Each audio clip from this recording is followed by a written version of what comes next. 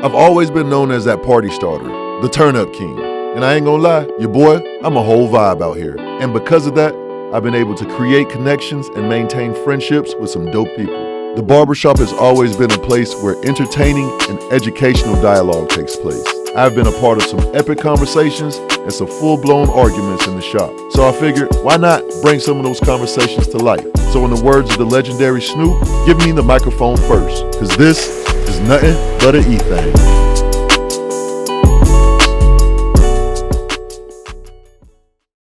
Well, get them right now. Get them right. Man, this particular episode of Nothing But an Thang is going to be it's a special one to me. Rick Ross is my favorite rapper. And he says something. He says, a boss is one who guarantees we gonna eat. Almost like, you know what I'm saying, you can give somebody a fish or you can teach them how to fish. Tico's done taught me how to fish in many different ways when it comes to the barbering world. Tico's is my brother for sure. He's somebody I met in barber school, and that relationship that him and I formed in barbering school is gonna be a relationship that takes us beyond barbering. And that's why this episode is special to me, because with you, DJ, being his client, I'm like, man, I want Tico's to cut your hair, because A, I can't cut your hair as good as he does, and B, like, I know he gonna blaze your ass and people gonna see. But DJ, I appreciate you for coming on and hollering at me. Yeah, man. I know this is your first podcast. I appreciate it's an honor. So DJ, let's talk about this, man. How this even came about, which is a funny story. You've been getting your hair cut here for a while, and I didn't even know that you were a professional baseball player. It was Tico's was out for a bit, and Tony was cutting your hair, another barber here, and Tony said, "Hey, since you're doing this podcast thing with a bunch of famous people, you should have DJ on your show." I'm like, who the hell is DJ? He's exact like, words. He's exact like, words. He's like, him. I'm like, why? And he's like, you know he plays baseball, right? I'm like, wait, what? The very next thing I said, major leagues or minors? He's like, majors. I'm like, oh, snap. What's up, DJ? What's good? But that just came about. Then I hollered at him about coming on to the show, and here we are. So you play right now. You were drafted in 2018 by the Baltimore Oriels. 2015. Yeah. Okay. See, that's why fact checking is good, right, bro? But before we even get all of that, you're from Yulee. Yeah. Tell me a little bit about all of that, growing up in Yulee. So, my mom is from Fernandina Beach, and then my dad's from, it's County Road 108, but considered Yulee. It's actually more towards Hilliard. Growing up, I went to Fernandina my entire life and all the way up until 6th grade. And then when did you graduate from high school? From high school, 2012. Okay. Yeah. So I went to Yulee through 6th grade, or went to Fernandina through 6th grade, and then just decided to go to Yulee because the sports were a little bit better than Fernandina, and that was the first year I was going to play middle school football. Right. And our house, we lived in Yulee the whole time, but just since I had started school in Fernandina, just stayed there. And then once I was kind of planning on going to the middle school football team, wanted to go to Yulee. So 7th to 8th grade year, I actually went to Yulee Middle School, and then ended up leaving after 8th grade to go to Bowles for high school. Now, were you always a baseball player, or did you grow up being a football player? How'd that work? I played pretty much every sport growing up. I was baseball, basketball, football, and then when I got to high school, I just did football and baseball. I was actually known, going to Bowles, as the baseball player who actually played football. But right. I didn't find that out until later, because I was like, at that time, I didn't know what I was going to do. I was pretty good at both. Right. What position did you play in football? I was a running back and linebacker. Okay. Yeah, so I found that out from the baseball player that played football. Yeah, from coaches later on. They're like, yeah, we were happy to have you, but we just saw you as the baseball player who happened to play football too. So I was like, all right, I didn't know that until after the fact. I actually went to Bowles as a quarterback because when I was in middle school, we had a pretty good team. Derrick Henry, Uh-huh. a couple other guys, a guy named Keith Ford, who was like a top recruit in high school too, but he actually left and moved to Texas after our 8th grade year. Okay. We had another guy who went and played at South Carolina. So we were loaded. Right. And we ran like kind of like a wing tee, and they needed somebody to throw the ball. So I was like, I'm a baseball player, I could throw. Right. So I moved from running back to quarterback in the middle school offense. So then going to bowls, I was like, oh, I'm still gonna play quarterback. Coach saw me run, and he was like, you ain't playing quarterback. Right. Who was Corky Rogers the coach then? Oh yeah. Yeah. Yeah, man. I don't know if you know, but he passed away this February. Or last February. That hit the city hard when Corky passed. Oh yeah, man. And it's just crazy, like, with everything that went on in 2020, that was kind of the thing that like started this whole bad year. Uh-huh. And it seems like it happened 5 years ago, but it's only been a year. I mean, not even a year. Not yet. even a year. Yeah, so it's crazy. It's funny you say Derrick Henry. So you grew up with Derrick. Mm-hmm. Tell me about him, man.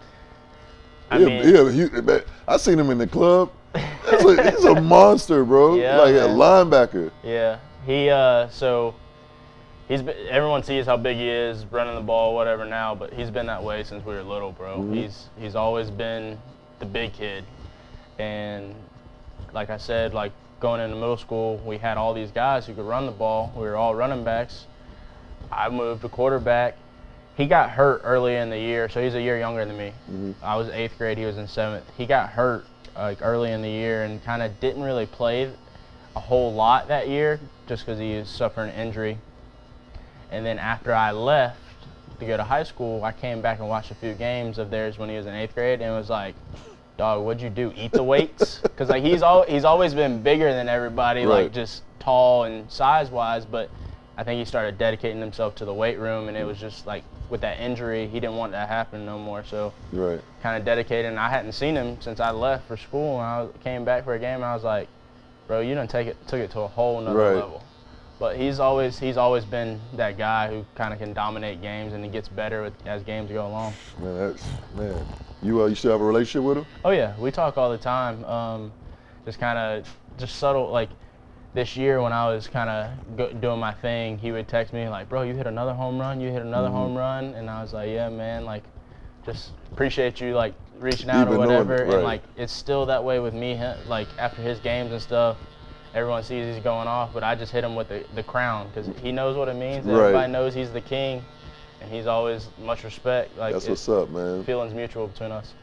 So coming out of high school, did you get drafted out of high school? Yeah, I did. Yankees, right? Yeah. I got drafted. How was that being drafted in baseball, or like even basketball when you could get drafted out of high school? It's not the same as it is with baseball. So you're drafted 28th round or something? Yeah. So I was drafted by the Yankees, 28th round, and I had never really done like any of the like showcases or anything that baseball players do in high school, just because it was during my football season. Mm-hmm. And like I said, like I didn't know what I wanted to do yet. I was sticking with both. I was pretty good at both, so didn't go to the showcases. Was focused on football during football season and baseball during baseball season.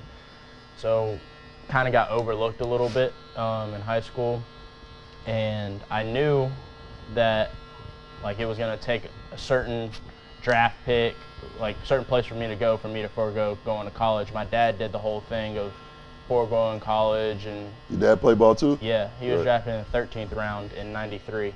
Nice. Or '91 by the Padres. Mm-hmm. And he foregoed college and just did the baseball thing, and he doesn't regret it or anything, but it's kind of always been a thing that if it's possible, get your education or make sure that the team's going to take care of your education so when you're done playing, you go back. And getting drafted, I kind of slid to the later rounds, and I kind of made my decision like, okay, like I didn't get what I wanted, I'm going to go to college, and I was committed to Florida State. And I grew up a Florida State fan. And they're always good at baseball. Yeah, they were. Now, so what were you like? What would it have taken for you to leave to go straight to the major leagues? I was looking for a certain amount of money. Mm-hmm. I don't want to put that number out there or anything, but I wasn't offered that amount of money, and I figured if baseball is truly my calling, I'd go to school and the opportunity would present itself again. So I ended up going to school. Well, I mean, you definitely made the right decision going to school because you are the second ACC Player of the Year on this show. Oh, really? My buddy Jamon Gordon, Reb Gordon, he played basketball at Virginia Tech, and he was the ACC Defensive Player of the Year one year. Nice. So you were the ACC Player of the Year. That's pretty big, bro. Yeah. So what position do you play? I play outfield, corner outfield. So I play left or right. Right. Just outfield. Now I say outfield can't be that hard. That shit ain't easy. Yeah, it definitely is. It get boring though out there, don't it? Though. Sometimes, I mean, but when it's boring, that means our team's usually doing good because the pitcher's knocking them out. Yeah, he's in a routine and not really letting anything get to us. So that's usually a good sign when it gets boring. But you got to always be ready for that ball. Yeah. So you play outfield. Did you play any other positions at Florida State, or just strictly outfield? No, I was strictly an outfielder. The only time I really ever played other positions was a little bit in high school, and it was because some other guys got hurt, and I just needed to fill in certain spots. Where are you in the lineup? Because I know the lineup means a big thing when it comes to hitting in baseball. It depends. Our coach does different things. He kind of rides who's hot. I mean, I can hit anywhere. I hit anywhere from, I think, 2nd to like 6th or 7th this year. So what does the orders mean for the because I don't know what all I have a little bit of baseball knowledge, but not really. Usually, like your first guy's like kind of your speed guy who gets on base a lot to kind of get everything started.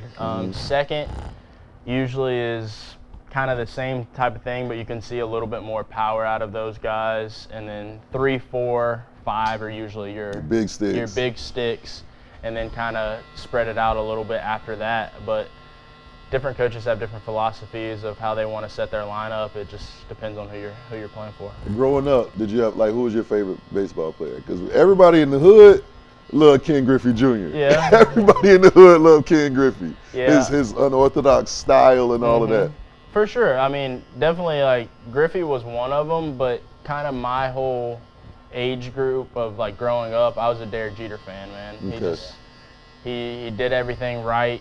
You didn't really hear anything about him off the field. And it was kind of his whole 20-year career was kind of me growing up. So I was a Jeter fan, even though I didn't play shortstop. I loved how he played and him winning championships. Can you imagine you got drafted by the Yankees? Yeah. You were a Jeter fan.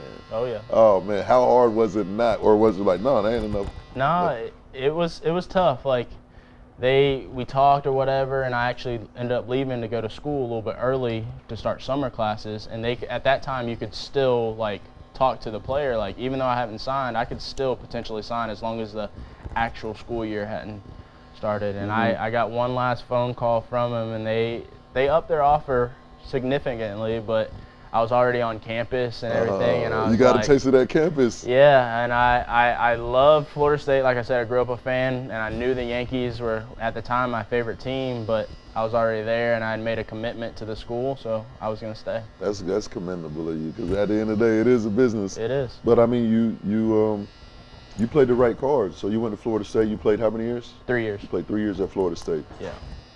Tell me. It's a little who'd you play with? Did you play with anybody? Jameis Winston. Oh yeah. Yeah. So I mean, that's everyone knows famous Jameis. So everybody knows famous Jameis. So we actually were the same class. We came in together, and to kind of give you a little bit of the type of person he is, everyone knows who he is coming into Florida State. He's the #1 rated player, quarterback in the country. And he's a dual sport guy. He plays football and baseball. He got there early too, summer school, and baseball players aren't as well known obviously as football. And coming in there, he kind of already he came up to me first, introduced himself hey man, I'm Jameis. Nice to meet you, DJ. He knew my name, everything before we had even introduced each other. And I was just wow. Right. That's a guy that you want on your team. He knows his teammates even before he gets there, and while everyone's thinking he's all football, right. He's focused on the baseball team too, so it was pretty cool. That's what's up, man. Playing ball, did y'all have any rivals as far in baseball at Florida State? Oh yeah, Florida State. It's always it? Yeah, it's always a big rivalry, and then Miami, Florida State. You already know, Yeah, man. You yeah. already know, man. There's a couple of y'all in You here. know what I'm saying? But those are the biggest rivalries. When I was there, I mean it wasn't like it was back in the days, like the back and forth, just like kind of like getting into it all the time. I actually had an incident with Florida that we got into it. A little bench crawl, Yeah, a little bench clearing stuff. Yeah. What happened, man? So I think we were losing. I was 0 for 3. So you was already not feeling I was it. frustrated anyway. I hit the ball off the end of the bat, kind of rolled over towards the first baseman, and I was so pissed off. Like my thing of like when I'm mad is just run it out as hard as you can. I mean, I know I'm gonna be out, and it just so happened that the ball trickled down the first base line. The pitcher's coming over to get the ball. First baseman's coming over too. And I'm not like trying to avoid them. I'm staying in the base path, and they just got in the same lane, and I just kept running straight and ran both of them over. Ended up being safe. Oh, you were Yeah, safe? I was safe. It was a base hit, and then I guess the first baseman didn't appreciate it and thought I did it on purpose. Kind of got in my face. Like I turned around. I was just like, wow, that's a crazy play. Ran through the bag, and I turned around, and he's in my face. And he said a few choice words that I didn't like, and I kind of lost my cool a little bit, and then we kind of got in a little pushing match, benches clear or whatever, and I got thrown out of the game for pushing him. Like, apparently that's a rule, like it's considered a altercation or whatever. So I got thrown out of that game, but nothing serious about it. The worst thing about it was I had to miss the next 4 games of our season. They suspended you for 4 games? Yeah, they suspended me for 4 games for pushing someone. Wow. Yeah. Did you was you the most penalized person? Did anybody get more than 4 games? I think their guys did too. I think the pitcher might only got like 2 games, and the first baseman got 4 games too. Gotcha. But I think he was like a defensive replacement, so it It didn't didn't really matter. It didn't hurt the affect team them. as much. I was kind of our guy, so it kind of hurt us a little bit, but my teammates took care of business, and we won all of those games. Y'all went 4-0? Yeah. So they're like, we don't need these guys. But it hurt me. Like when you get suspended like that, man, you're like can't even really be a part of like the whole university or anything. Oh, like, word? So yeah. you couldn't go to the games or nothing? I couldn't go to the games. I couldn't be in the facility. So they went on the trip. Like I think they were playing Boston College.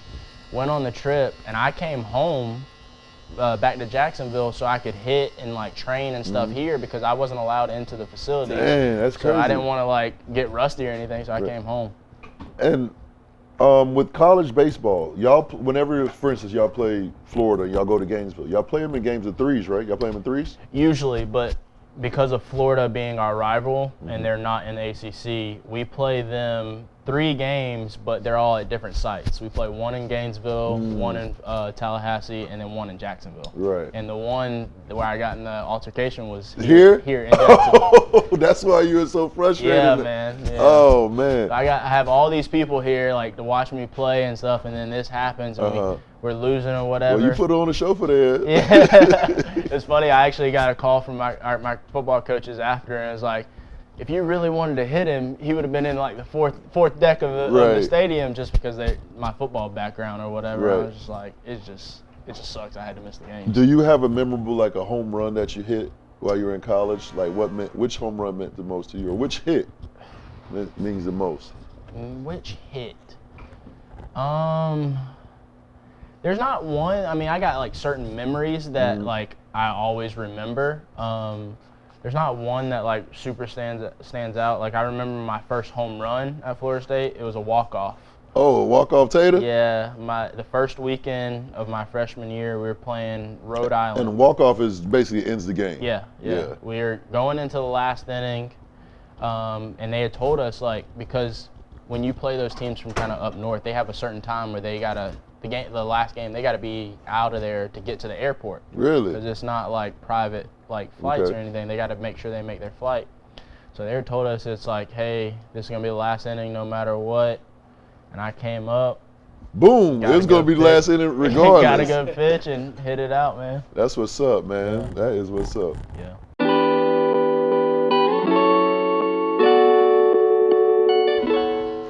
let's jump off of baseball for a little bit and get a little serious. With you playing for the Orioles and everything that's going on in the world right now, how have you been to Baltimore since? Like, since the new presidency and all that?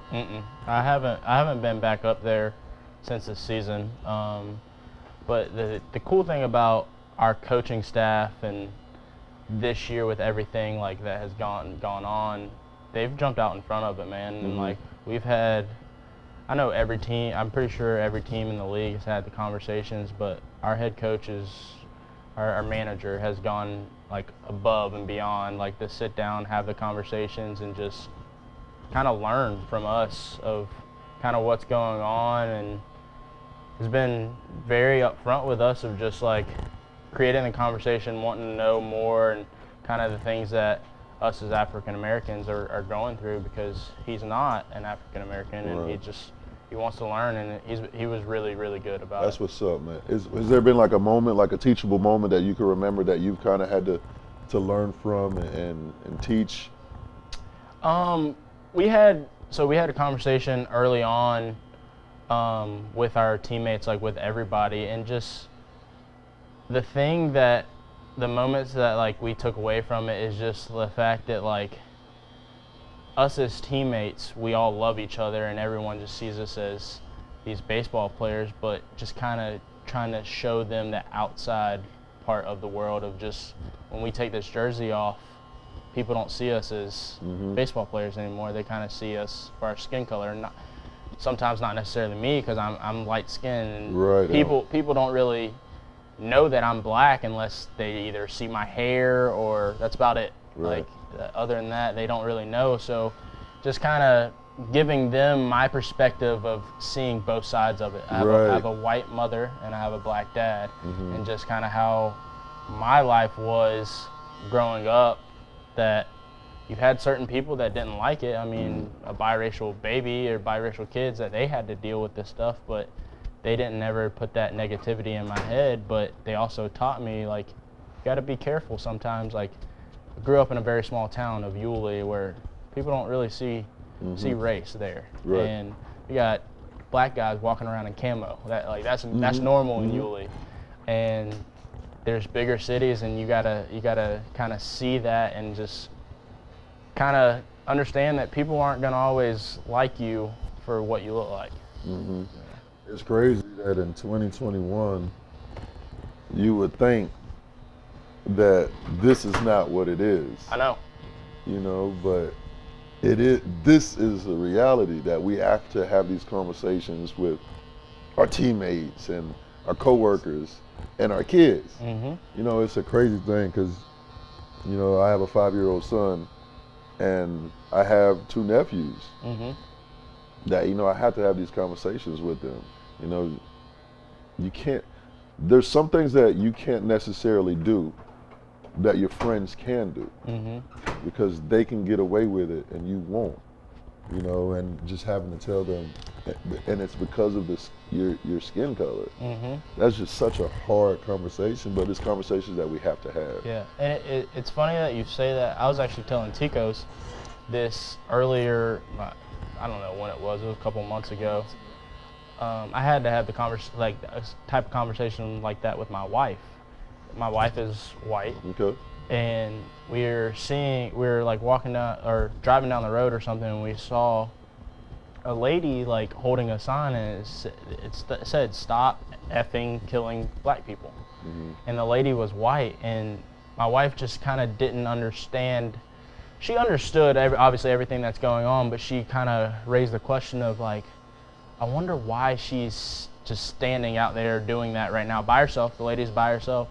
And I had to kind of like simplify it for her, and like, I know she doesn't see color, because I mean, she doesn't treat me any differently. Like my family loves her, she loves my family, like doesn't see color. But I had to kind of simplify it for her that like, that could possibly be you one day, that we have kids later on down the line, and maybe something happens to one of our kids, and that's why that she's out there, or maybe she knows someone like that, somebody close to her, and she didn't see it that way just because she doesn't see color as a difference, like because she's married to me, and just she doesn't. That's her parents did a great job of raising her, right? But it was weird because like we had to have that conversation right now in 2020, and she's just like, okay, I understand it now, but like she didn't at first, and I was like, that's crazy. And like, all it is a conversation. Exactly. And a lot of people don't even want to have the conversation. That's why it's not the sole reason why we're here, but it's not helping the fact that we're here. You know? What kind of music you listen to before a baseball game? What does a baseball player? What kind of music you got on your damn iTunes right now, man? See, like this is where you're gonna get the walk, like what the song that y'all play? So okay, like our walkout song. Yeah, what was your walkout song in Florida State? So I've had multiple. So you were one of the ones that's changing every week? Oh yeah. So I had, and even in high school. So when Lil Wayne's Go DJ came out, obviously everybody's sending it to me because that's my name. Go DJ. Yeah, oh, I see what they did there. Yeah. So they're using that or whatever, and I've had that since high school. And then I'll start the season like playing it, but like by like 2 at bats, I'm over it because I've had it for so long. Yeah. Love the song, but it's like, all right, man, I know every single lyric, forward and back. Just kind of, I change it up though, man. Like the fans love the Go DJ, but I just whatever's popping or whatever is kind of hitting me at that time is kind of what I play. Do y'all still have the major leagues? Do y'all do that? Oh yeah. Yeah. So what's your song right now? What did I have this year?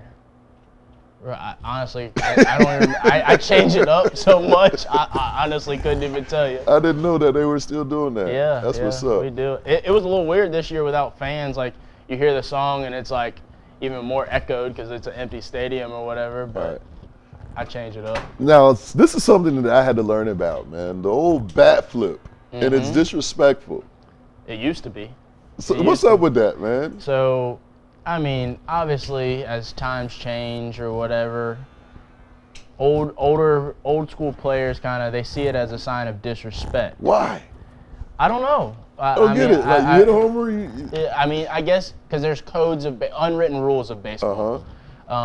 Baseball is kind of the sport where like they don't want you to be as flashy and kind of just, hey, you hit the home run, go run the bases, put the bat down, and that's kind of the old school way of doing things, but you see now, like, the game's evolved. Like, absolutely. And obviously, some pitchers still get upset about it, but it's not as prevalent anymore to see them get as upset because they know it's a part of the game. Oh, so it's more so a sign of disrespect to the pitcher. Yes. Oh, yeah. Yeah, it is. And flat that thing.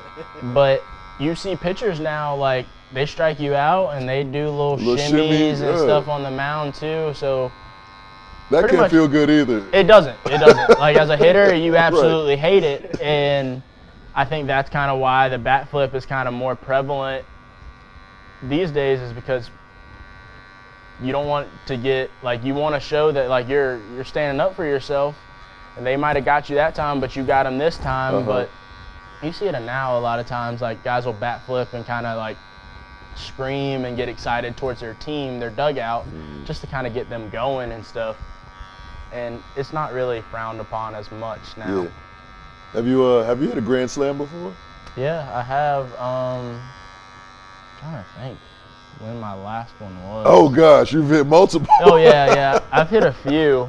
I don't remember if I hit one in the big leagues this year or not, but I've hit a few. Yeah? Yeah. That's what's up, man. The old bat flip, that always gets me. I never understood it. You know, I had baseball aspirations growing up, man.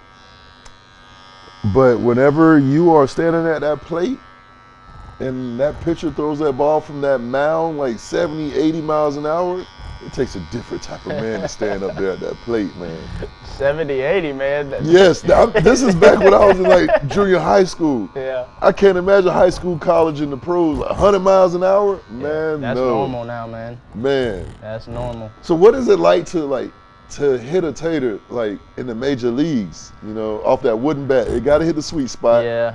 It's special, man. Like, for me, like, I grew up playing all sports, football, baseball, and then going to college kind of wanting to specialize in baseball because I had always been told, like, hey, you're really, really good. Why don't you try to, like, see how far it can take you? And I never really specialized in it, so I did in college, and you start having the dreams of going pro, and when you get to the pros, it's not straight to the big leagues like other sports, like NFL, like you go straight to their professional team, and you basketball, kind of the same thing unless you go to like the G League or whatever. Baseball, you got to go through a whole like minor league process, so it's kind of like starting over again. Got drafted or whatever, and then you still got to keep working to get to the big league level. And for me, just to go through that process, I mean, it wasn't always good. Like I struggled and went through swing changes and stuff, and to finally get to the big leagues and hit your first home run, it's special, man. Yeah, it's really special. Man, that's what's up, man. I can't imagine. I ain't never hit no taters in my lifetime. What's more special, hitting a home run or scoring a touchdown? For me, obviously you've never scored an NFL touchdown. Yeah, that's what I'm saying. Like for me, nothing has compared to hitting a home run in the big leagues. I've scored touchdowns in state championship games in high school, and I mean, you're excited at the time, but like there's nothing like hitting that home run, just because it's kind of like it's a one-on-one battle between you and the hitter, or you and the pitcher. Football, like, it's a team sport. Like, it's taking your whole team blocking for you, and kind of you get rewarded based on what your teammates doing for you. And you do that in baseball too. Like, you have guys like getting on base for you, but like you're the one hitting that ball. Like you're the one hitting it over. It's me and you, buddy. Yeah, so what we gonna do? There's nothing like it. Was there like a pitcher that you couldn't conquer, or was there like just one that always had your number? I mean, I play in the AL East, and it's one of the toughest divisions in baseball. So, I mean, there's a bunch of good pitchers in the league. I'd say one that is tough, he actually just got traded, is Blake Snell. He actually just got traded to Padres. Okay. He played for Tampa. He's a lefty, throws like 98 to 100. He's tough to hit off of, man. Yeah. I'm happy that he's gone. Now, it's crazy how just the hand placement on the ball can change the pitch. Like, can you throw any of those crazy pitches? Oh, no. No? No, I ain't no pitcher by any means. No? I can, like, manipulate the ball a little bit, like, kind of make it do Are they really, like, making it curve and do all of that? Oh, yeah, 100%. Yeah? Yeah, like, it's unbelievable. Like, you see these guys who, like, they throw 98 to 100, but, like, you can't just be ready to hit 100 miles an hour. You got to still be ready for that curveball, change up, whatever. Like, they know how to pitch. Like, they're there for a reason. Right.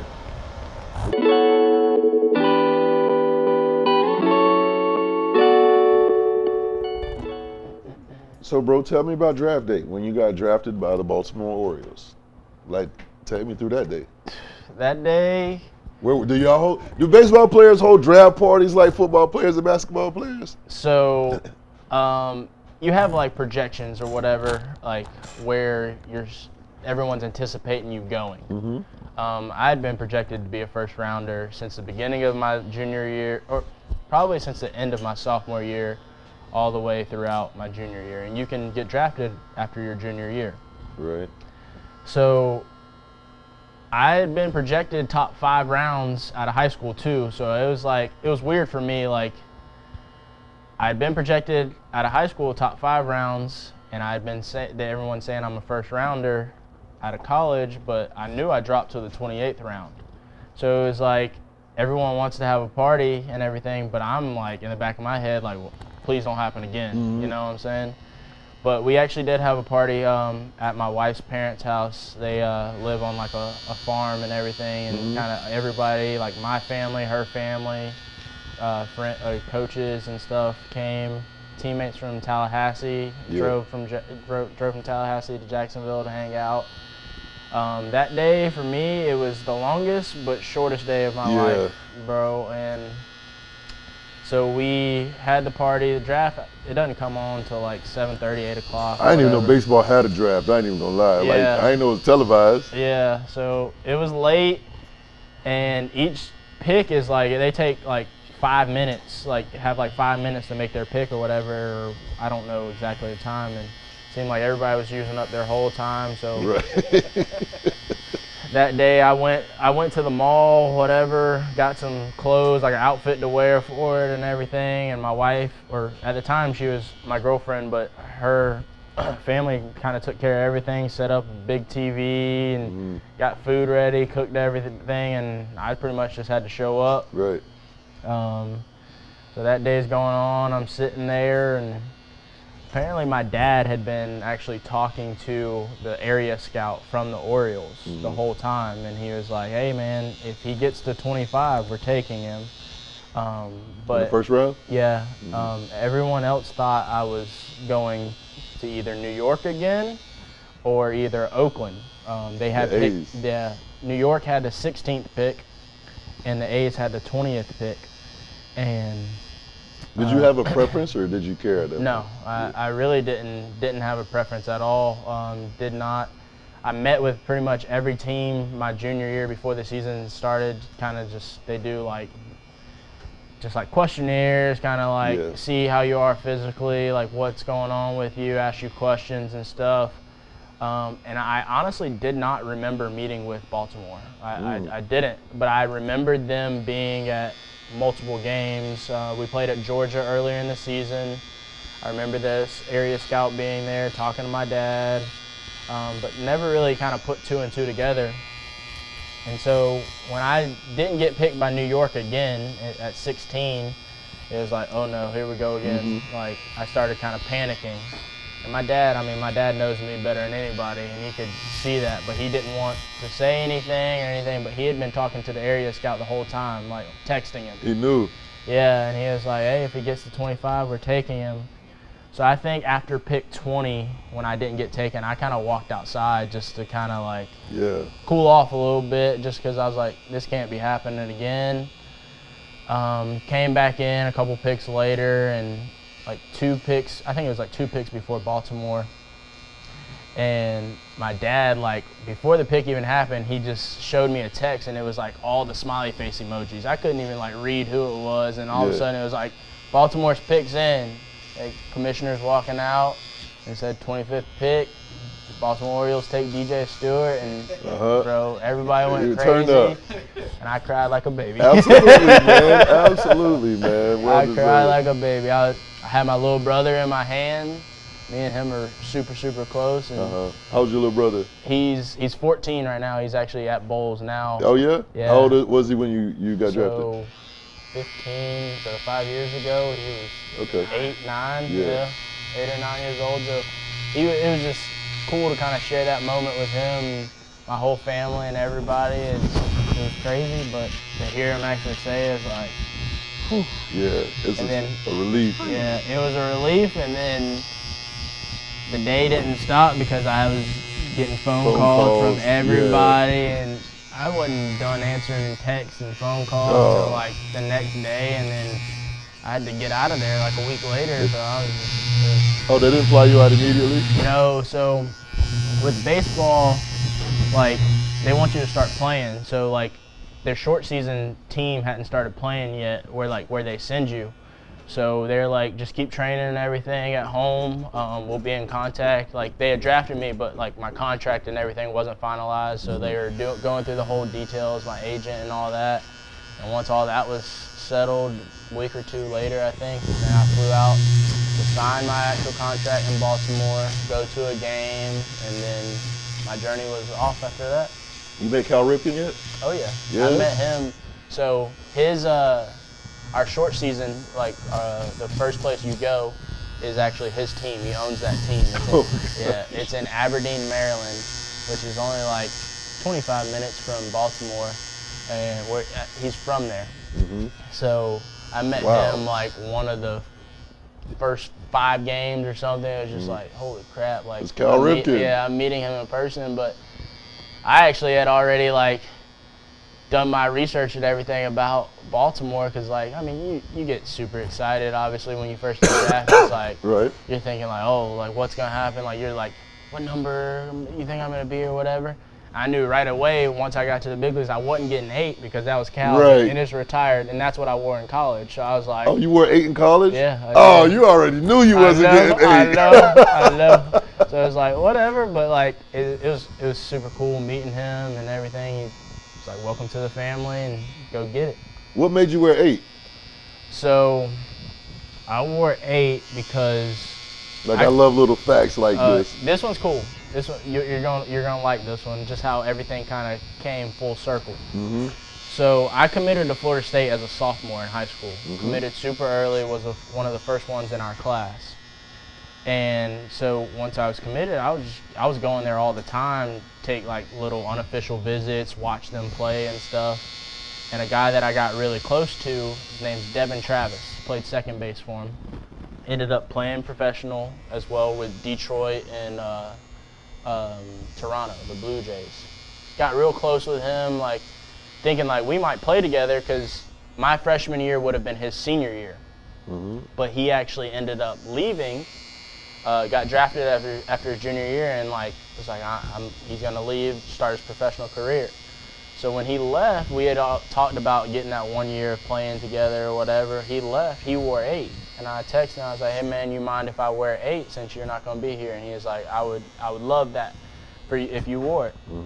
So fast forward, when I make my debut, I debut against the Blue Jays.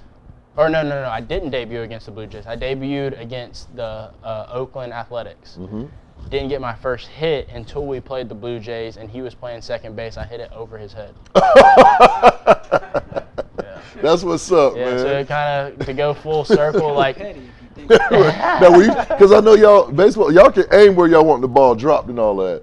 Did you do that on purpose, or you just swing just to hit? No, I mean, I swung just to hit it, but like, just the fact that like, I'm playing against him in the big leagues. We never got to play with each other at Florida State, like, and I get my first hit against his team. It was cool. Now you wear 24 now. Yeah. Why? How'd you pick that? So when I first got called up, they do what's called like September call-ups. It's like the end of the season, and like they expand the rosters a little bit. And when I first got called up, they just kind of gave me a number, and it was 62. What? How does that even happen? They just give you like, numbers, like, man. Stuck his hand on the bottom of the box. They just get. I mean, you got to earn it, I guess. And so I got that first, and then as soon as the opportunity presented itself to switch numbers, 24 was one of the ones that was available. Hold on, let's be a little still right now, because I don't want your beard to get all messed up. Hey man, I appreciate you definitely for coming through, man. We had a conversation a while ago about my podcast and you coming on, and it was just like that. You know, you were easy to communicate with. I appreciate you. I was trying to figure out how I was gonna finesse this with Tico's being your barber, but I think we had we figured it out. But speaking on Tico, something that I learned from him in this barbering world is like we like to do this thing where we apply a finishing move, where we'll put a secret weapon on your ass. Yep. After we, you know what I'm saying, we cut you up, you know, tighten you up real nice and neat. We like to add a little, like a nice little, a scent to send you home. What we call it, bro? This right here, the panty dropper. Whoa, whoa, give him something, bro. Has that panty dropper been applied to you, and how has that affected you? Oh yeah. That's put on me every time. I swear. How many kids you got? I got none. None right now. Not yet. Probably soon, but not yet. Tico's every time. We always talk about it. Like, he's always told me, like, he applies this stuff, and his clients usually, like, they get pregnant, like, right away. Straight up, they get pregnant right away. So he's telling me about it. And it was first or second time that he had put it on me or whatever, and I'm like, yeah, whatever, man, whatever. So I get home after he's applied it, After he's applied it. 5 minutes in the house, my wife's like, "Oh, babe, you smell good." I was like, "Thanks, babe." Like, didn't really like think anything of it. 5 minutes later, bro, "Babe, you smell good." I had to text him. Like, "Bro, what did you put on me? My wife won't stop saying this." And he just sends like an emoji, like the smiley face or whatever. Yeah. I was like, "You're welcome." Exactly. And I mean, no kids yet, but it's definitely soon come. Yeah, soon come. Soon to come for sure. Yeah. But again, like I said, man, definitely I appreciate you for coming through, man. My childhood best friend, he's a baseball player, grew up a baseball player, so I got a little bit of knowledge as far as the baseball world. But definitely sitting down with you, gave me a little bit more insight, and hopefully we gave some insight to the viewers and all. So appreciate you for definitely coming through. Yeah, man. I know Tico's blaze you as he normally does. Oh yeah. I'm gonna tighten you up one of these days. You know what I'm saying? Sure. But I ain't want to take that away from Tico. So also I wanted to show off because we share the same barber. You know what I'm saying? And our barber is a dog with those clippers. Yeah, for and sure. I definitely wanted to do this for him as well. Yeah, I've been getting my hair, like you said, I've been getting my hair cut from the shop probably since my sophomore year of high school. Tonio cut it before, and he was. Shout out to Tonio, man. Yeah, Big shout dog. out to Tonio. So he was like booked one day, and I was like, "Bro, I gotta get a haircut," and he put me in Tico's hands. I ain't looked back since. Right, Tico's, he definitely is a dope ass barber who I continue to learn from. Hell, I cut right next to him. Yeah. Hell, he saved me not too long ago. We ain't even gonna get into that, But yeah, you're in good hands, and again, like I said, I appreciate you, bro. Yeah, man. Thank you. Definitely. Thanks for having me. Appreciate it, man. Yes, sir. Hope I'm sweating like crazy. baseball. Look at his face. I'm sweating. You ain't cut your fan on that?